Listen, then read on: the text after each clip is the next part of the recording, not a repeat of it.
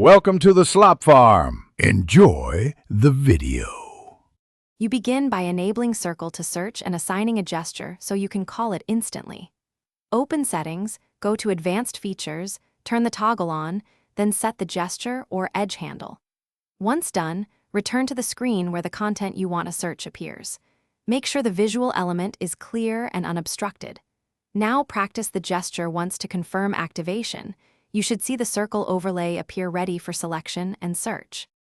You now draw the circle precisely around the text or image you want to analyze. A single smooth motion usually works best.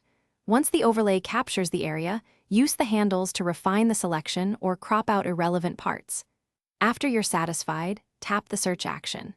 The feature analyzes visible text and image content to return web results, similar items, or translation options. If you need specific info, choose the relevant result type, definitions, shopping, or web links to narrow the output. You finish by reviewing search cards and selecting the one that matches your intent.